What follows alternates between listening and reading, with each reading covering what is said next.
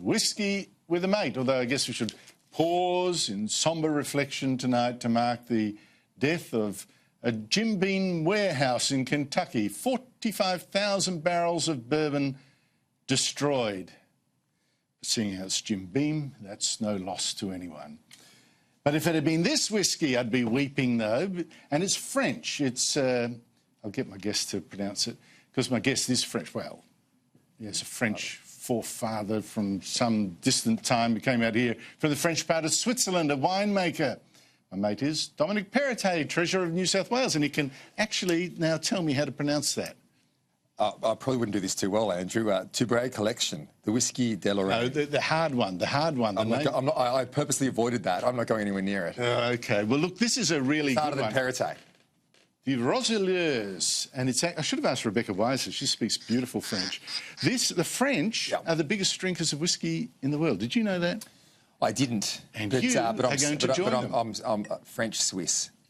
So. Oh, you're being a little bit sniffy. Is that a better class of French? No, I'm from Switzerland. So I'm not sure how we're from winemakers, not from the cheese eaters. Yeah. Yeah, so... Oh, well, I didn't know there was such... It's like the Flemings and the Walloons from... Oh, don't call me a Belgian, I'm a Fleming, you know?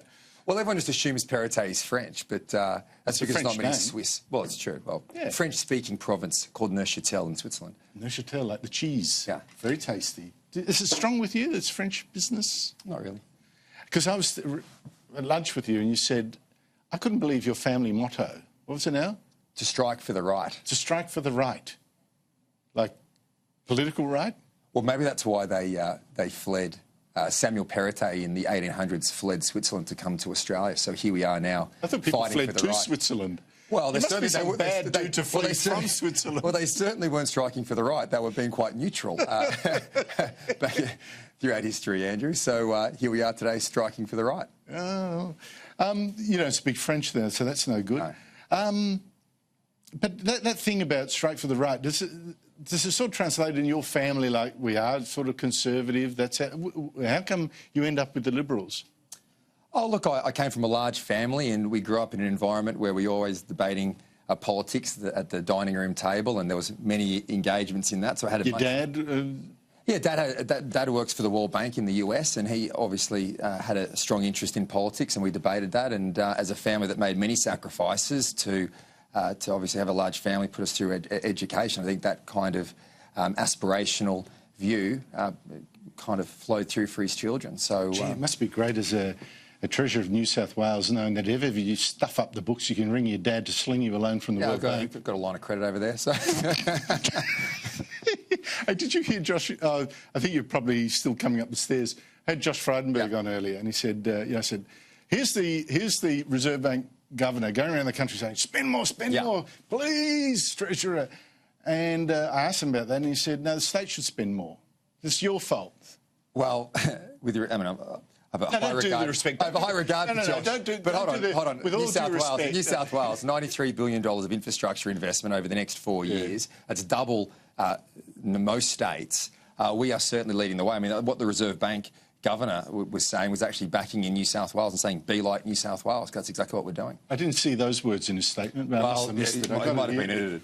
No, didn't. But what is he saying then, that the government's sitting on its backside not doing enough? Because I reckon, and Josh Frydenberg won't admit to this, I reckon that they are stuck with the fact they swore on a stack of Bibles, or in Josh's case, a Jewish Bible, that this year would be the first budget surplus in 12 years, and they can't afford to be cash splashing. Well, look, I mean... Is that your suspicion too? Well, I'm not Have another whiskey, that'll loosen you. No, I'm not sure, but Andrew, if you look back when we took our asset recycling to the election back in 2015, many economists at the time were saying that wouldn't lead to economic growth. Yeah. But it's exactly what's happened. Our infrastructure investment is adding 0.5 percentage point to economic growth. So it's leading the way. The IMF, the World Bank, they've all called for it. It's all. If your father's in the World Bank, no wonder they're praising you. Have a taste of this. I will. Tell me what you think. I think it's got a real French thing. I really like this. A French whiskey, but it's really good. It's delicate. It's perfect for the occasion, Andrew. It's perfect for the occasion to be here. Let me read out something from you. Yep. talking about Western civilization, this ability to articulate ideas freely, because I was talking about Israel Folau at the top of the show. Yeah. This ability to articulate ideas freely is a defining hallmark of Western civilization. This openness to new ideas has caused our societies to prosper while others have stagnated. You saying stuff like that about Western civilization is, of course, totally against the times now. You've got a University of Sydney where the staff and students think that Western civilization is actually closing of the mind, it's bad, it's racist, it's colonial and evil, and they're not going to accept $1 of Ramsay Centre money to teach Western civilization. Well, Andrew, Western civilization has given us every opportunity, prosperity that we have in this country, including education and the universities. So the universities wouldn't be here but for Western civilization. Now the universities, ironically, are saying we shouldn't have Western civilization taught at universities. So it's quite ironic. Does it worry you a bit? You're Catholic. Does it worry you that there seems to be a war on not just Christianity, but the civilization which it most deeply informs, which is Western civilization? Does that concern you at all? Do you think that that's how it is, or do I exaggerate? Look, I think there's a lot of people who claim to be victims, and I think as a Catholic, that's true. But I will always advocate in the Parliament for the freedoms that people have, the freedoms to fight, to speak freely, the freedom to practice their faith, because that is what great civilizations are built on. And look, I'm a young politician.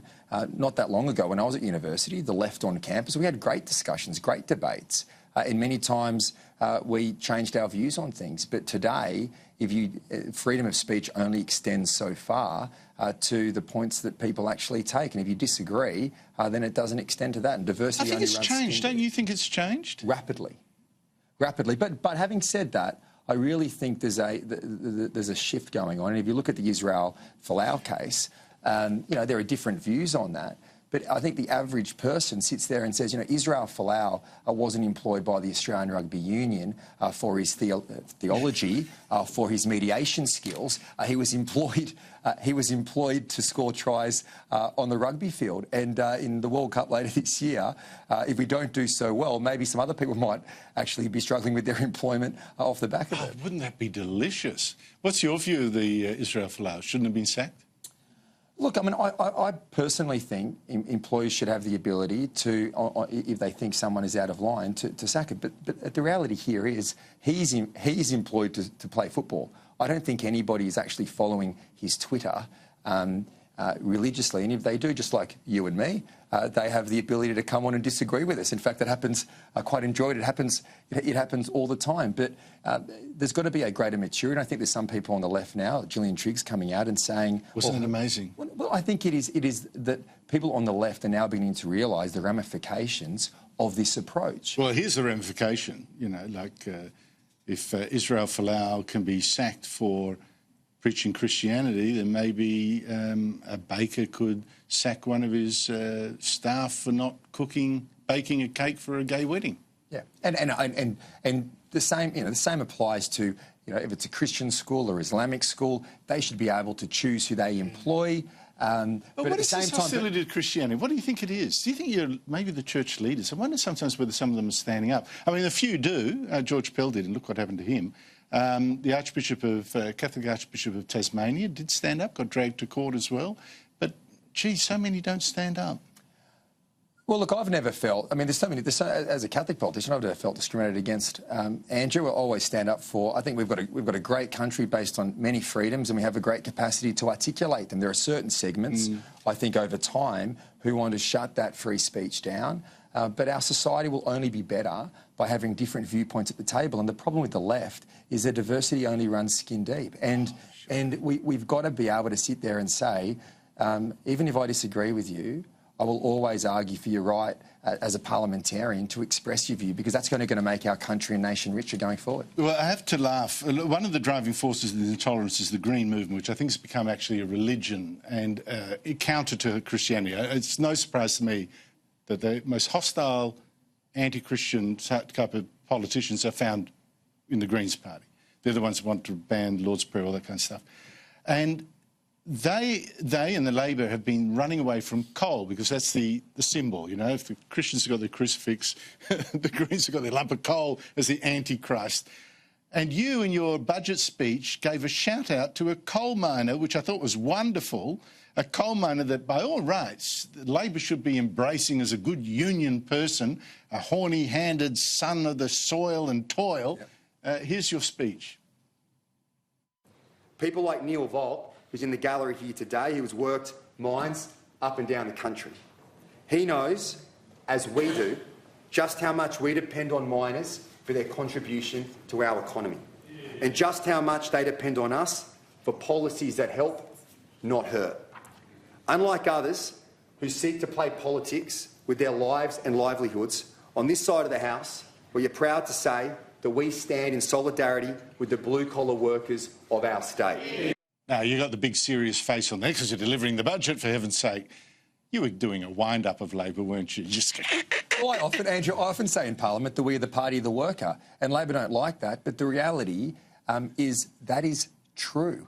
Our policies are more in line with working people across this country, and that was an important point to make because I was out in Cobar, and you see the importance of the mining industry, not just that community, but our nation. And our nation owes a debt to the mining industry, and at a time when they're being demonised, I thought it was important to call that out. But this is a real challenge for the Labor Party because if you look at whether it's the mining industry or any other workers across the country, their policies are being driven and developed out of inner city suburbs like Newtown, like Fitzroy, that is completely out of sync. You talk about freedom of religion.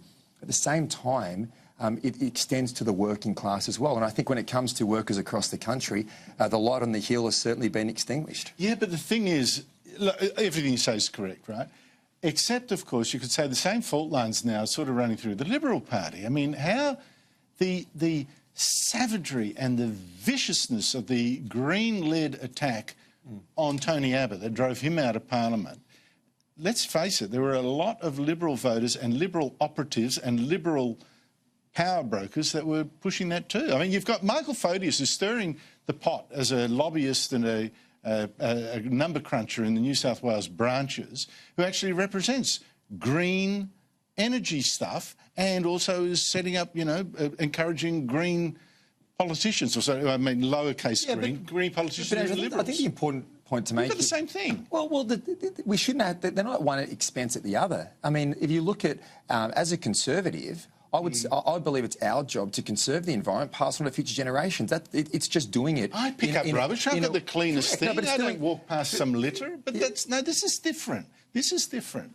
Well, I think if you look at the New South Wales Liberal Party, I mean, I think if you look at our state perspective, it is our values that are certainly leading the way. And so first you're rubbishing the Greens when they pop up in a Labor trousers, but when they're in Liberal blue, you're defending it. Well, not at all. I mean, I think if you look at our record on the environment is strong, but not at the expense of our economy. If you look at Bill Shorten during the election campaign, his approach on his emission targets, not being able to articulate the impact on the economy, what we're saying is that we should have a secure energy policy at the same time that focus on bringing energy prices down. And that's what I think our state here in New South Wales... Yeah, don't get me started on how the New South Wales Liberal government has adopted all this green crazy stuff. I mean, I can't believe it. You're sitting there with some wild energy clean energy targets. You must know that's not going to change a thing about the climate. But I guess you've got to put up with it. Andrew, I think... Have another sip of whiskey. No, look, I think from our state's perspective in New South Wales, you know, why should it only be the left that has the bastion of the environment? We have strong environmental credentials. That's just political posturing. No, but at the same time... You know that these green policies are crap. They're a real drain on poorer taxpayers. They do zip for the environment, Andrew, but they save your skin in an election. Well, Andrew, and that's why we're backing in. We've been backing in the mining industry. We're backing in the workers right across our state. We're backing in the blue-collar workers, whilst you look at the Labor Party and they're posturing to the left in the inner cities. The reality is the Labor Party will never win the seat of Warringah. And that's why I think that the challenge for them as a party is actually not about the leadership, whether it's, you look at Bill Shorten or it's Anthony Albanese. And Anthony Albanese there today opposing tax cuts. These are what is this game? These are tax cuts for aspirational people in their electorates who want to get ahead. No, well, to be fair, is against the last tranche, which is for people what is over 120,000. Yeah, but you know, why should we be saying as a country that people who aspire to earn $120,000 or more should somehow not have more of their money, that their hard-earned money in their own hip pockets to make their own choices, rather than giving those funds to the government to make choices? And we've seen a lot of the waste at a federal level, even at state levels. And that's why in our state we cut tax. We cut $4 billion in taxes over the last 3 budgets, and that's what we're proud of doing. Dominic Perrottet, thank you so much indeed for your time. I hope you enjoyed my personally selected whiskey for you. Cheers to you.